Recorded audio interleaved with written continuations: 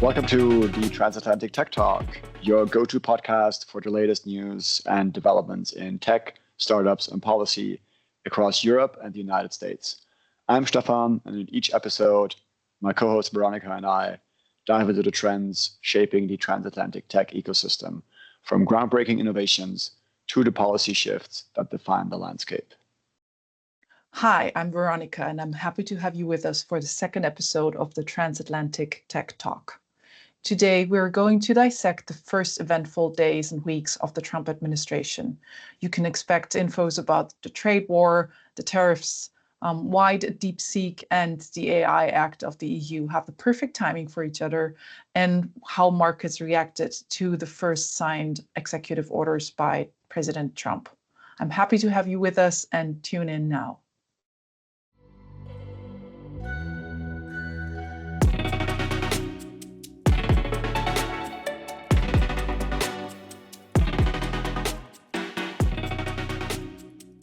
We're glad to have you with us for our second episode of the Transatlantic Tech Talk. I'm Veronica Möller. You might have been here for our first episode, and due to popular demand, and we were quite overwhelmed by the positive feedback and the views, either live or after our recording. So we decided that we'll stick with the format and go live and provide a second episode following the inauguration of Trump and the 2.0 administration on the 20th of January. And it's been a whirlwind. It's been happening so much, and happy to have you with us. I'm the founder of Mover Consulting, a Europe-based consulting firm empowering businesses to navigate those highly regulated areas and transform and grow in the tech area and sustainability. Stefan, up to you. Veronica, great to see you and great to catch up on everything that's been happening the past 2 weeks. It's truly been a whirlwind. I'm dialing in once again from San Francisco, California, where I'm based with my startup advisory firm, Breeze Ventures. I do have an extensive past in policy and politics as well. So that's how we came up with this concept for our Transatlantic Tech Talk. And it's been a very, very intense and interesting past 2 weeks. So we're going to jump right in and break down and recap executive orders, action here in the US, most recent new policy priorities in Europe, AI trends, and the like. So stay tuned. A lot of ground to cover. It seems like it's been 2 months at least, but it's only been 3 weeks. I would say President Trump delivered. He had announced that he's going to rocket fire, a multitude of executive orders, and he's delivered. He has actually signed more executive orders than anyone before him.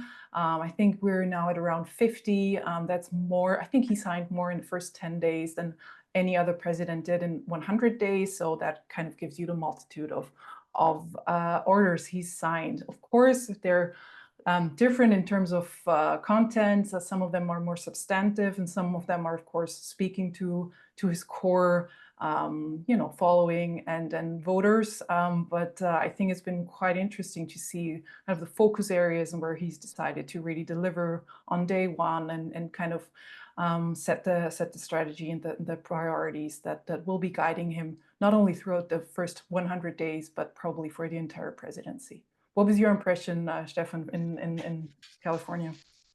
Yeah, before we jump into the substance, and the meat of the executive orders, I wanted to say on a meta level, I have 3 reflections to share. I think one, why a lot of what we're seeing is so shocking or surprising or such a rapid shift for people is really that, historically the past 20, 30 years, like our lifetime, we've never seen people not get their second term right away, but kind of be voted out of office first and then come back, right? So we're always used to the scenario of continuity with Bush, with Obama, etc. So the shift between the terms is very, very smooth. And then, when they step down after the second term, we know there's a decent chance, another person is going to be elected and there's going to be a policy shift.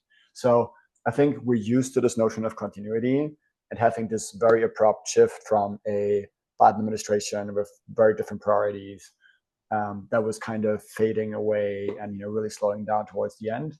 to a very, very rapid fire activist new administration with wildly different priorities. I think that's something most people in the media and like observers, like we understand it, we see it, but that's what keeps us up at night and what we need to keep our wrap our heads around. Second thought is, the pace, as you mentioned, it's never been a start that was this fast to an administration, and I think that's related to the fact that the team had 4 years to prepare, to come back with a lot of energy and vengeance, and try and execute on the plans that they couldn't execute on 4 years ago. And then the third piece is just the paradigm shifts. As you know, we're coming from a super, well, not super, but still pretty multilateral administration with the Biden administration. Trump is definitely shifting in his foreign policy towards America first. So, for example, withdrawing from the WHO, withdrawing from the Paris Climate Agreement. In terms of economic policy, right, a massive shift from more interventionist, supervision, regulation-oriented kind of European paradigm towards a very much, animal spirits. Let's let the economy grow. Let's let businesses thrive and cut regulation type of energy. And I think those three components are what makes it such a special and interesting moment, and why I think it's going to take a couple of weeks and months for all of us to settle into this new policy environment. Yeah, I mean, it's certainly they've delivered on pace, as we both mentioned. I think I have to give them that it's impressive in terms of the execution, and the preparation that went into that, especially catering to those promises he made during the campaign trail. Because I mean, certain critics say that he's it's just all big talk, and the substance is lacking, and but I do think that you've seen throughout the last days that he's very it's very clear that he's strong in execution. And I mean, especially the tariffs that we will cover today as well, and those trade implications and the looming trade war. I think, well, his former partners, I would like to say, won't have time to take much time to think about it, and well, they need the answers right now.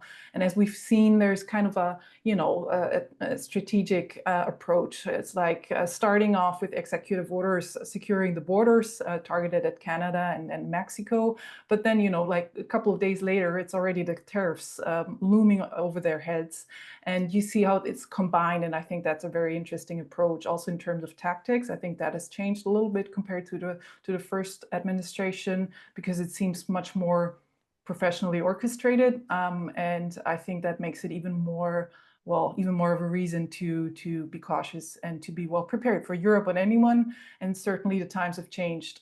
It's not a friendly world out there anymore, and you certainly need to operate in your best strategic interests. And I do think it seems a little bit like everything's up in the air, and it's kind of, in terms of pacing, that's what I think was really well done from a kind of political point of view, and comms point of view, was just really pacing what's happening, and all eyes on the US.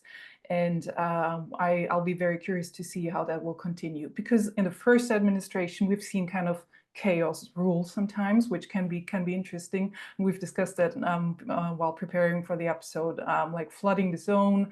We've seen it time and again, and using it, deliberately.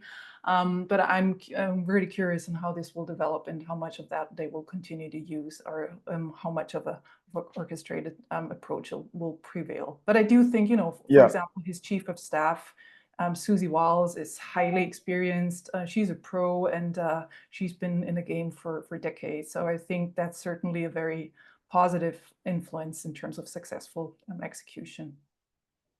Yeah, and briefly, maybe also based on my personal experience and looking back at kind of my time in government, one thing, regardless of where you stand ideologically, I respect the ambition for change and the ambition to execute. There is other administrations and other systems and other geographies where you start out maybe also with a limited mandate, but you start out without the willingness to rock the boat, without the willingness to cause any type of controversy, and that will limit you, with regards to the change that you can deliver for the people and for your constituencies. So some people may say, and that's a fair argument, that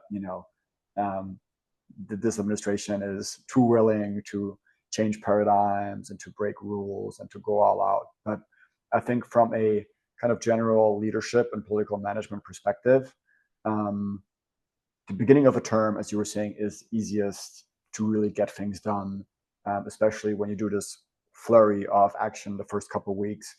You don't have enough time as an opposition to really get organized, and the media doesn't have time to scrutinize every single episode. And so if you, as a political leader, strongly believe that certain elements of the policy platform and of the bureaucracy need to be shifted in a certain direction, and you act accordingly, that's robust, versus other times you see people running on the platform and then shying away from actually taking the steps to implement it because they're afraid of any type of pushback or controversy. So in that sense, it's also a very strong, pushy, maybe you want to call it aggressive approach.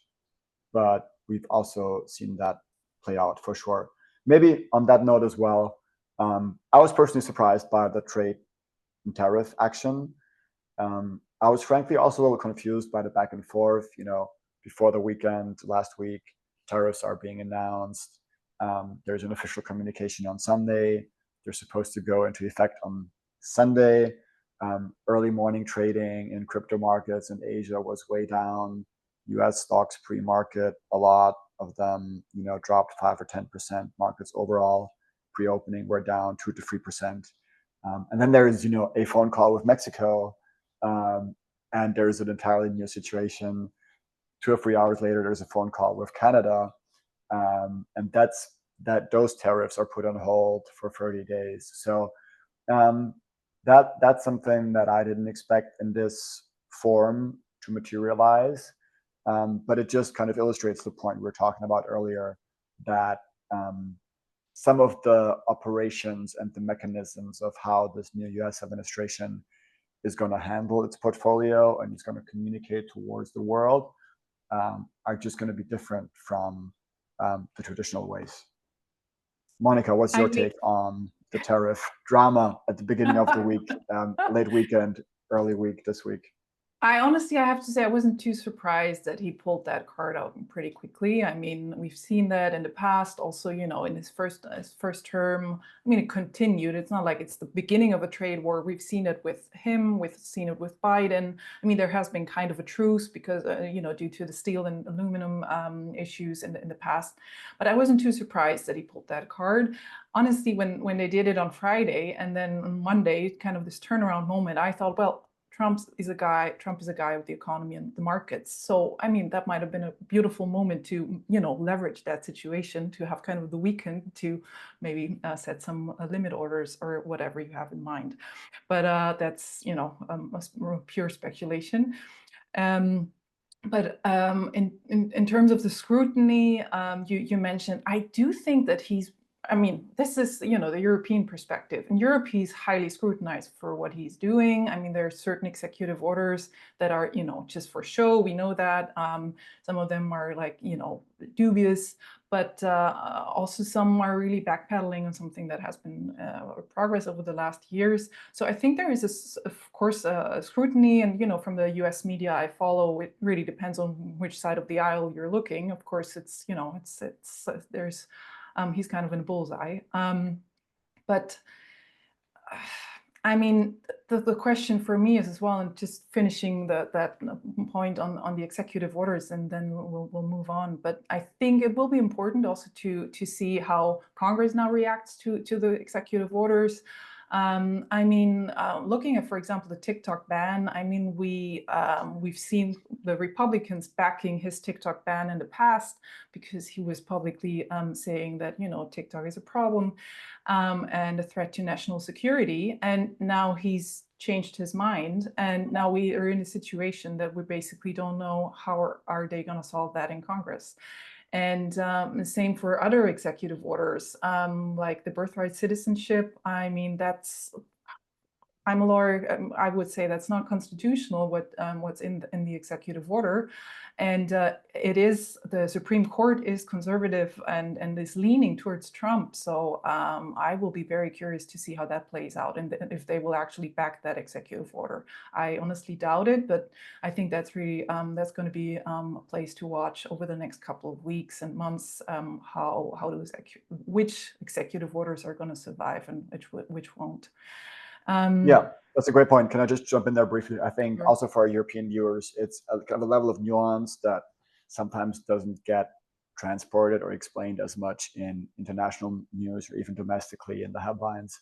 Of course, the job of the Trump team and the White House is right now to make the president look unassailable and as strong as ever and decisive. And he takes all these actions, he signs all these executive orders, and then things happen out there in the world and there's no way to challenge that, right? That's the perception that you want of like a strong, decisive leader.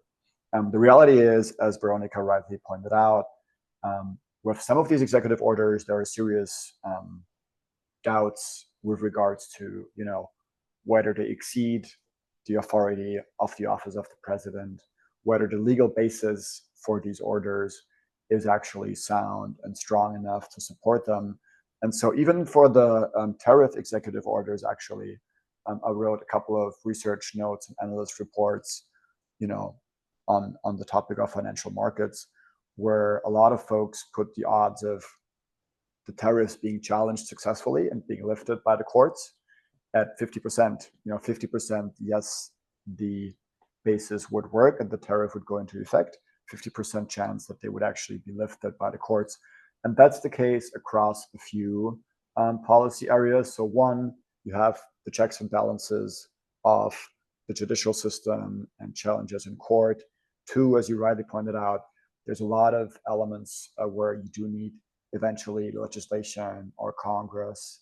Of course, there's a Republican majority, but it's relatively slim, especially in the House. So while it's important to emphasize, the office of the presidency, the new kind of forces in the executive branch, and to discuss and break down some of these policy activities and priorities, you also got to be realistic and you got to take it with a grain of salt and be aware of the fact that there is these checks and balances that will slow down Trump's progress, frankly, in a lot of these areas. Which we've seen, I think that's a great point. We've seen that already with the question of the access of Elon Musk and his team to the Treasury data. It has already been challenged in court. There's legal claims pending, and it has already been restricted to, I think it's 2 staff members of his. So, that's, I mean, that's going to be a lot of internal struggle for the US as well. So I do find it, that's something to keep in mind as well. I think also for him, of course, he's very driven by his internal and domestic problems, issues, and policies. And very often I get the feeling that he kind of projects it to the external sphere, so to speak, and kind of says, okay, this is someone else's problem. Same for the immigration. It's not the US's problem; it's the problem of Mexico and Canada. So it's a little, I mean, that's very, it's a tactic you can use, but I think that's it's going to be tricky as well if you're using that for every issue. And one point to finalize that on the legality, I think also for the Paris Climate Agreement. In the agreement, I looked it up, you need 1 year of notice until you can actually draw out of the agreement. So it's a little bit like if you're signing a contract, you need to let your counterpart know I want out. Just like if you want to get rid of your apartment, there are certain rules that you need to follow. And it's the same for the Paris Climate Agreement. So that's in breach of the agreement and of the law. So I know I don't think Trump really cares too much about the law unless he's in court and needs to defend himself personally, and his resources are in danger. But I think that's going to bring a lot of upheaval internally and domestically for the states. And maybe briefly, because this is a transatlantic format that we have, we should contrast this with the European framework and European governance, right? And maybe some of our US audience is wondering, why was Merkel not so strong, right? Or like, why is the new European Commission president, whose name, frankly, in the US, most people probably don't know, why is she not coming in there and signing executive orders? Um, and the issue is, the office of the chancellor in the continental European system or the office of the commission president just doesn't give you that authority. In most European countries, there has to be some type of coalition government. So you get elected, you need to find a partner, you have to take their priorities into account. You sit down for 2 or 3 months. I was part of this process. You sit down, you haggle, you negotiate, you split the government down the middle, mostly. So, half the departments are run by people that you trust. The other half are run by people who you also trust, namely your coalition partner, but you trust them much less, and they won't necessarily do what you want them to do. So on the nation state level, in the EU, things are done in a much more consensus driven, but also slower fashion as a result. And at a European level, you still need the buy-in of more or less all 27 member states to get things done. And the processes and the checks and balances leading up to any decision are, and Veronica, you know about this, are very, very tedious. So it can take 12 or 18 months before the commission president can sign anything. And why I'm going on this little tangent is I was going to tell you about my the executive order that I'm most excited about, Veronica, which is the one creating a U.S. sovereign wealth fund. I think sovereign wealth funds have worked very exceptionally well. We've seen that in the Middle East. We've seen that in Norway with an exceptionally high-performing sovereign wealth fund. And I think the sovereign wealth fund can be a very powerful tool in terms of economic policy, in terms of innovation, in terms of obviously, startup, venture, growth stage funding. And Trump just signed it. Now he's setting up a working group. It's going to take a few months, but I think that's an important initiative that could potentially be really impactful and really meaningful for the U.S. economy and the world. And I wish we had a European sovereign wealth fund. I don't see it happening anytime soon. And again, it would take years of negotiating and building towards that, in my opinion, to make it happen. So we can revisit in 3 or 5 years and see if the EU has gotten there. But just to show the processes are very different. And so the time to decision and the time to impact and the time to implementation will be on average much longer in the European framework. Is that fair? Well, you're basically asking for a rebuttal. So Brussels has been my bread and butter for years, and I wouldn't say it's slow. Yeah, it can be slow, but it's also more reliable. That's what it is. And we will cover the AI Act in just a second. But I think there's numerous examples where it's also beneficial for businesses, especially if you have those usually 18 months that the member states need to find, common ground and a compromise, which is painful. I do agree. It takes a long time. You need to sit down with your political, possibly enemy. But I do say that in Brussels, it's a little bit more of a friendlier environment compared to national level. Sometimes language barriers help because it, kind of makes it easier sometimes.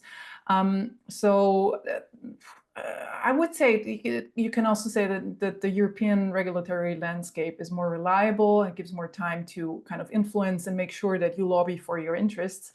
And there's no backpedaling. So it's not like this commission with Ursula von der Leyen, for all the US viewers and listeners, that's her name, former German defense minister. And so you have more time to lobby, and it just makes sense to work on that. And so I do think there are certain benefits to that.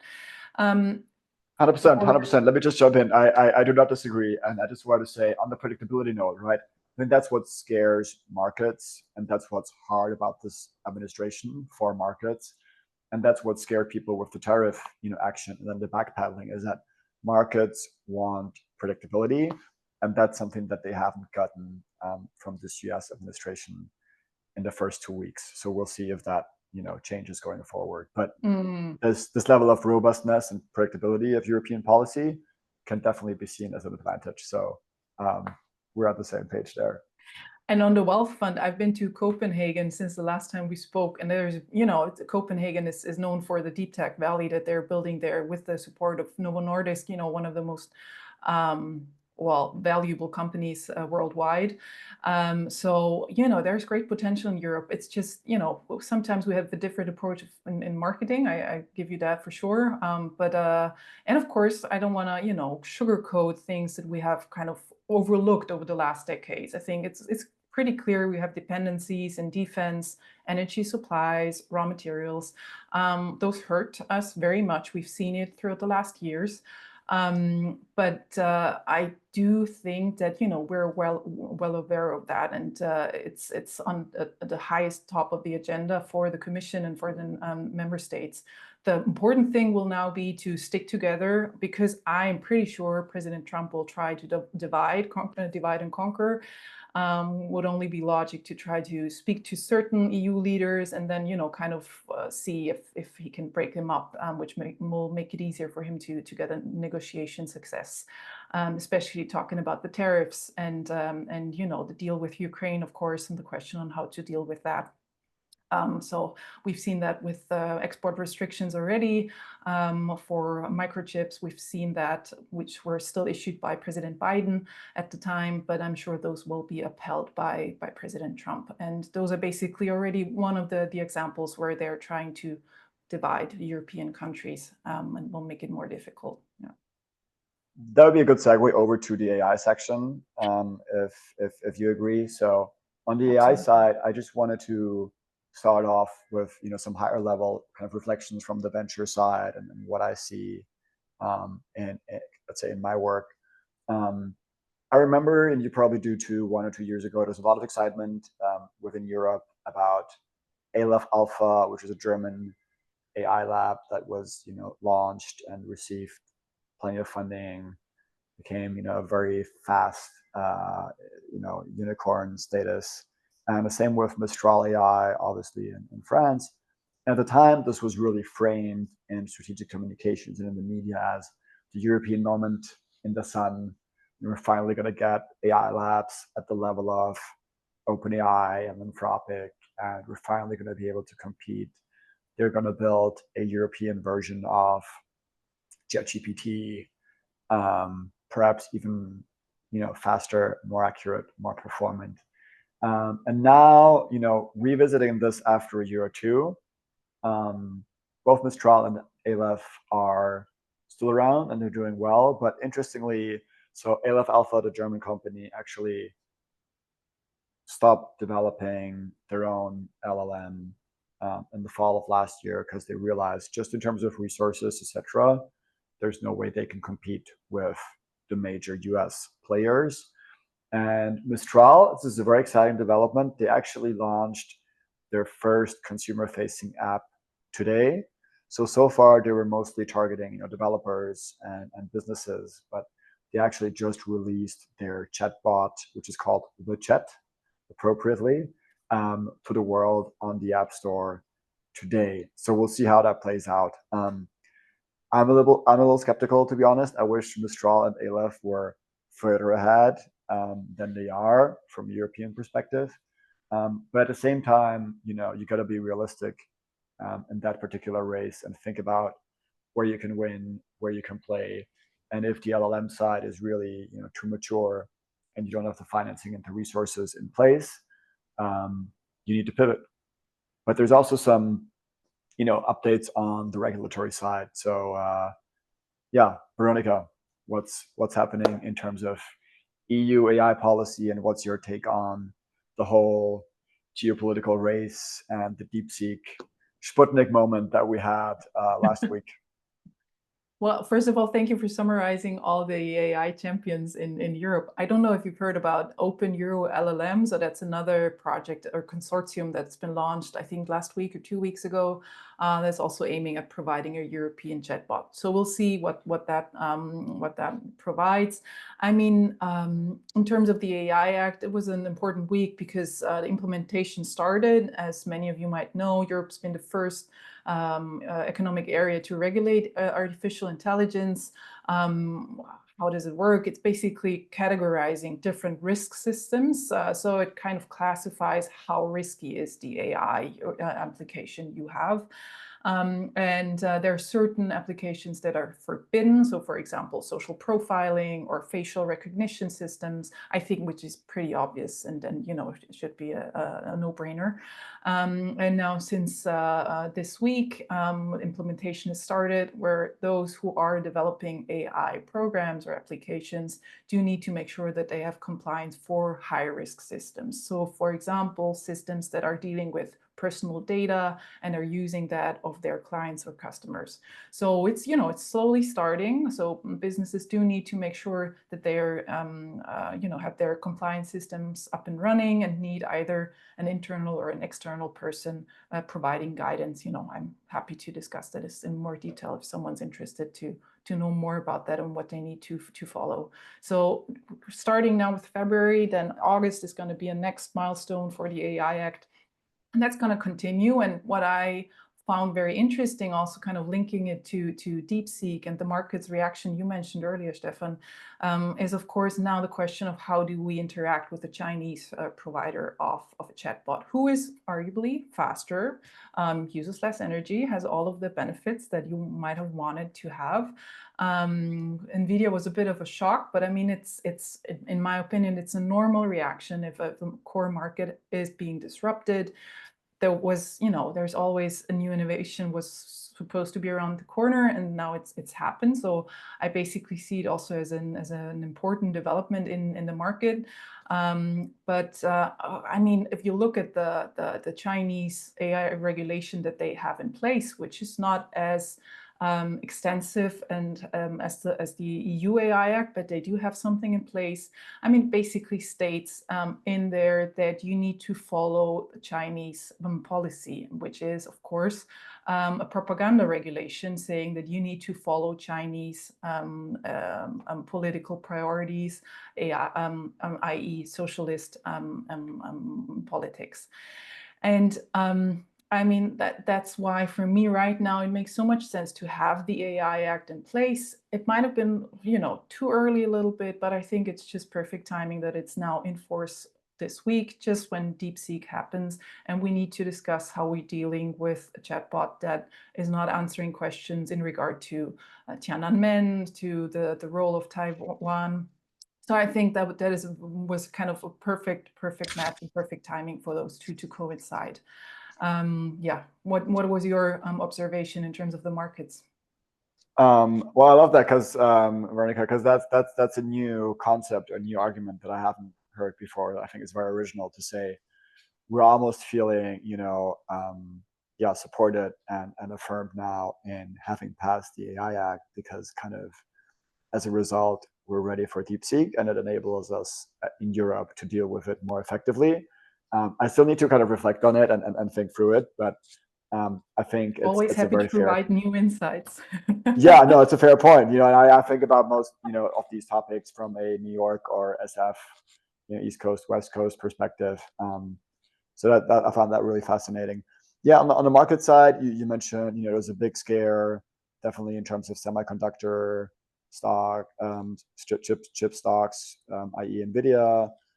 And then honestly, I think the whole scene was rattled. So I think people were, frantically like calling each other. The media was all over it for a couple of days. And I do think it sped up some of the internal processes of development and some of the US labs. I think they pushed some of the releases that they had planned for, later in the year up in their timeline. So it's kind of accelerated the pace of, again, work and releases, which, we've seen with mostly OpenAI, but also some of the other players.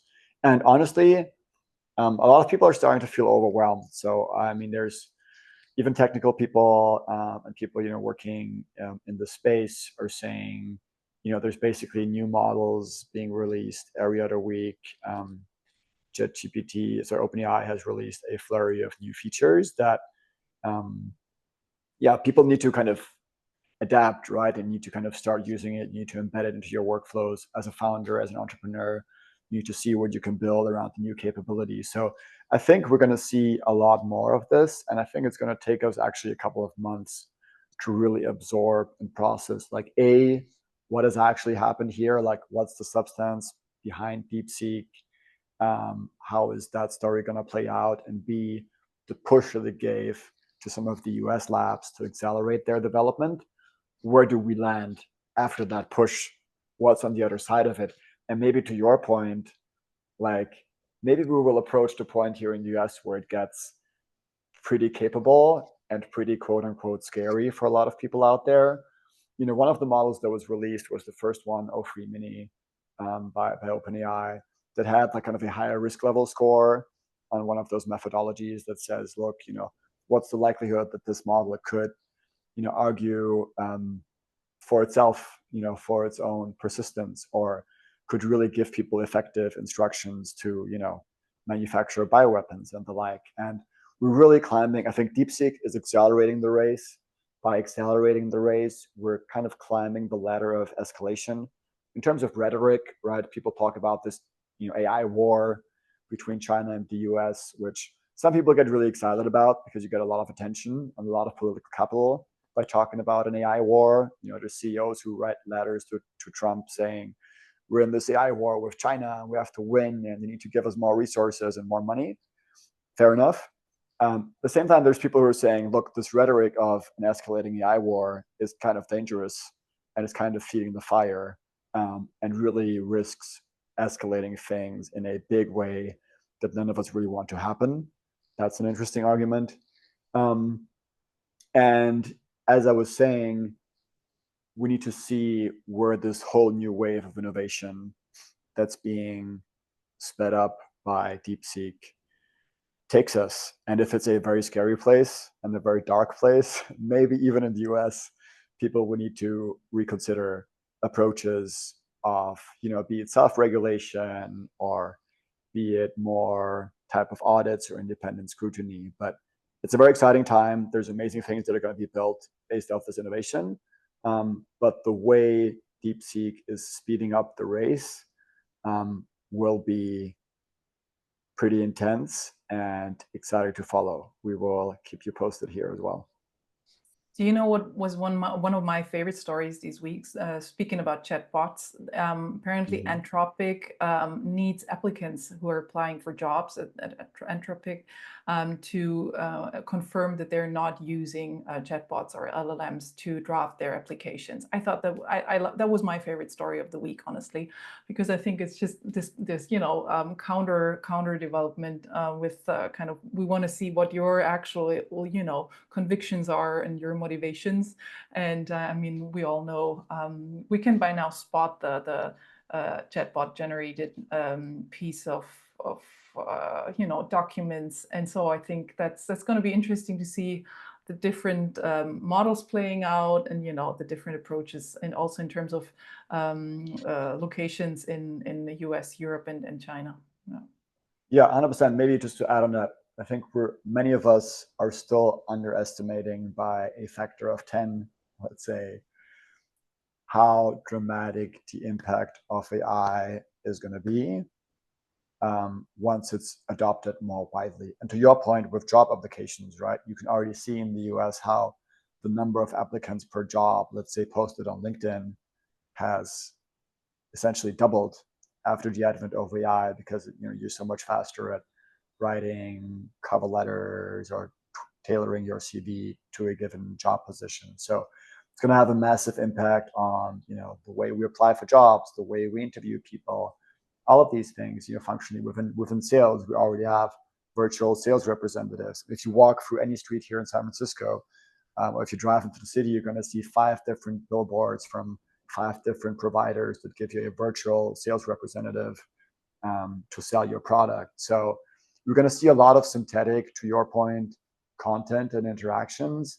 And then there's a question around when is the balance going to shift, right? Or when are we going to put in restrictions in place? When is there going to be a pushback, like the example you gave in the application process, where we're going to say, please certify that you didn't use any AI because we want to know about you and who you are, and we don't want you to use AI assistants to communicate that. So I think a lot of that will need to be thought through. And I think we've seen in earlier iterations of the internet, such as Web 2.0 and social media, that there was not enough reflection happening at the time, so that we only realized some of the ripple effects and the issues that it really caused down the line. I do think in this current wave, there's a lot of reflection going on kind of as it happens. And there's a lot of players in this space who want to be responsible and want to make sure that this type of innovation is ethical and really net positive for the world. But we'll need to keep an eye on it, and we'll need to see how it plays out. Yeah, one Talking of my about favorite summaries at MIT when I did my executive education was we're mostly underestimating the long term. We're overestimating the short term. No, sorry, I mixed it up. We're underestimating what AI can do in short term, and no, I'm wrong. I'm overestimating what we're let's script that. I will write it in the comments when I got it right. But talking about what we're overestimating and underestimating, let's maybe move to tariffs. What do you think? I think we'll close our episode with that, with the most pressing question on what we can expect on the tariff and trade war front. Yes. I think the drama is going to continue. Obviously, Canada and Mexico have this 30-day, let's say, time period to take action at the border, and the like. We'll see if that's sufficient from the perspective of the U.S. administration. And Europe is next, right? I mean, Trump has said multiple times, Europe is a trading partner that's not dealing with the U.S. in a fair, consistent manner. So I personally expect the EU to be, targeted with tariffs, or at least the threat of tariffs, in the next 2 or 3 weeks. I think that would be consistent in terms of policy, in terms of timing. And it's interesting, it plays into the whole tech discussion as well, right? Which is why I appreciate us having these conversations. If the US installs tariffs on the EU, right, what sectors are hurt? Well, it's physical goods, right? It's the strong, let's say, German, French automotive sector, it's steel, etc. So it's on the product side. Versus what does the US export to the EU? It's exactly tech, right? It's digital services. So, and you know more about this, but from my understanding, the plans that are being drawn up in Europe on how to respond to US tariffs, a lot of that is going to be around how do we play the tech angle, and how can we introduce, punitive taxes or tariffs on US tech companies. So I think that transatlantic tech component of the tariff piece, for experts like you and me, is going to be particularly interesting to watch. And then, of course, the big US tech companies on the US side are going to try and push back and lobby Trump to make sure that they're not being hit by extra, fines or tariffs from the European side. So I think that dimension is an interesting nuance to share with our audience. I mean, you mentioned Europe being unfair. I would say we're not unfair. Our products are just, too great, and that's why Americans love European products, and that's why we have a, surplus for certain products. In terms of the preparations for the tariffs that are going to follow, you mentioned the digital services. So that is actually something where the U.S. has a surplus, and I think the EU was quite smart. I mean, the digital services market that is basically regulating those big tech platforms, not only US, but any tech platform where European consumers are interacting on, that was drawn up also as kind of a safety measure. And I mean, that's now perfect leverage in those negotiations, because of course, you name it, the big tech platforms, of course, lobbying Trump to make sure that the EU is, making it easier for them to operate. In the past commission, we had Commissioner Margrethe Vestager, a Danish commissioner, really pushing hard on that agenda. I'm really curious to see how Hanna Virkkunen is also now operating with this new portfolio. But I don't think it's only going to be the digital services. I think it's also the question, are we going to import more US gas? So the question of energy, which is also a pressing issue for President Trump. The question also, are there going to be tariffs on automotive, which you mentioned, but also medicines, food, and agricultural products, where we are a major exporter. So those are also hurting, or that's something that Trump mentioned, that he doesn't like, apparently, that there are too many European cars on US streets. So of course there are numerous angles to take, and I think has also been a reckoning in the EU. You need to be more transactional. That's also is kind of the language that Trump understands, and also be more self kind of stronger in your perception of what you can offer, and kind of on the negotiation table what you can bring. So I do believe that also the end of March is going to be crucial, because as some of you might know, I mentioned the trade issues we had in the beginning, trade war back then with Biden. So they kind of found a truce, which is running out in end of March. So there's basically 6 weeks left to find a solution there. And of course, same with NAFTA, with Canada and Mexico, which is also up for renewal. So what Trump is doing, I believe, is he's kind of, again, everything's up in the air. We're going to negotiate. We're going to need to negotiate a new, be it a trade agreement with Canada and Mexico, or our terms with the EU. And then, I will just take everything off the table, and I'll see what you can bring and what you can offer me. And I don't think it's going to be Greenland, but he has kind of poked the bear a little bit with some ideas, and which will make it even more important to stick together and make sure to offer something that is beneficial, ideally, for both sides.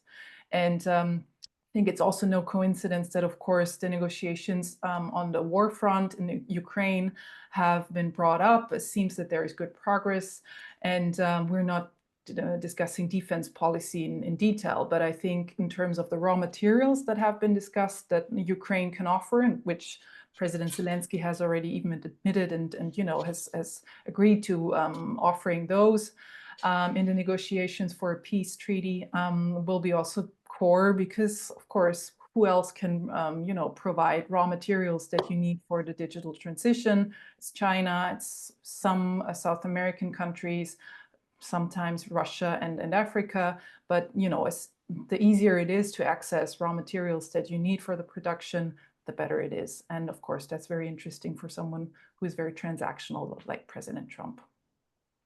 Fair. We actually had one more update. You talk about trade, tariffs, and kind of the broader state of the economy and related policy. The EU did unveil its new competitiveness strategy, which they call the Competitiveness Compass, and that pertains to some of the areas that we focus on, i.e., tech, innovation, and broader economic policy. Veronica, would love to get your take real quick on this one before we close. My take is, to be brutally honest and give you the US expat perspective. It's like most of these European level or even national level grand strategies. It flags a few areas of concern.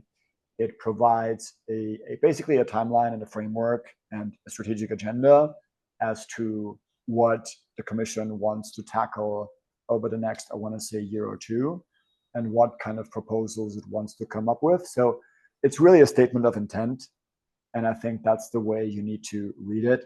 I was really excited because we had talked about it in our first podcast, and I was expecting some very concrete measures, because I think there is a lot of urgency, and ideally this would have been a product or a paper that already contains very, very concrete steps and is really, basically execution level, and really fast, what we just talked about in the US side. But I understand that things need to work a little differently in Europe. And so I think it's a good first step to outline, once again, ambitions and priorities. But now we really need to see in the next couple of months, in my opinion, is there enough urgency? Is there enough action bias? And will some of the priorities that are contained in there be implemented sooner rather than later? Is that fair? Well, partly yes. I mean, I'm always, I'm very happy to hear your U.S. expat perspective, and also, what you hear from your U.S. colleagues, because it's very, it's important to also be open to criticism. And of course, the EU, I admit it, and we discussed it before. The EU can be slower and needs more time to find compromise. And the competitive compass, as you said, is kind of a big outline of what the Commission wants to achieve throughout the next years. Don't forget, it's also the start of the new mandate of the Commission, not only Trump. And so it has like pillars and basically 10 big acts that should make sure that Europe is innovative, has enough capital, make sure that companies can thrive, and of course decrease dependencies, those that I mentioned already. And in those 10 acts, it will take time until these are presented, but also then finalized until they actually come to life. So again, there's a time lag, which is painful, but is necessary if you want to decide it in a democratic way. And I do think that there are certain very good inputs, like summing it up, apparently it should be saving 37 billion in compliance costs for companies, which is, would be wonderful, because that has been a long-standing promise of the Commission. But I do admit, like, what's the starting point? It's always great to save compliance costs, but the question is, was the status quo way overblown? So I think that's you also have to be honest about that. There are certain provisions that I find very interesting. It's called the 28th regime, which is basically trying to develop a pan-European legal regime. Because right now, of course, we have certain areas where we have one legal framework for all member states, but there are certain areas like tax law, for example, that is still different. And that would, of course, be very interesting to have one single regime, which, might be also an interesting factor compared to the US, where you also have differences in terms of the tax law, depending on the state you're operating and then, based in. So I do believe there are good inputs, but again, it needs time. And you mentioned it, we've also brought it up in the last episode. It's not an executive order. There is nothing like an executive order in Europe unless there is a state of war. So that's simply also a difference in terms of policy making in compared to the US. Yeah. Yeah, but I love that. It's a great pointer to the 28th regime. I guess in the US language, you would say it's like a European LLC. And that's helpful because, when I talk to founders here or people who are scaling up their company and trying to go to Europe, I guess hopefully in 2 or 3 years, I'll be able to say, I won't say incorporate in the UK or in Germany as XYZ, legal form. I'll just say, do the Euroco. That's the easiest. European LLC. That's what we do. So yeah, I guess there's some hope and excitement there. Let's hope they can deliver. For sure. Veronica, this has been great. Wonderful. I think we'll turn to the comments because we didn't really have time to answer this while discussing. And well, I guess there will be lots of things to discuss. And if you have any feedback, we're more than happy to get it and to find out what you liked about it or what you want to hear more about. We have an email set up, which you can find in the show notes. And well, reach out to us if you like the episode, and looking forward to connecting with you. 100%. It was a great pleasure as always, Veronica. Quick plug for the email. That's transatlantictechtalk@gmail.com. Would love to get your thoughts, your feedback, suggestions for future topics to cover, guest speakers, and the like. Easy. We'll be back very soon.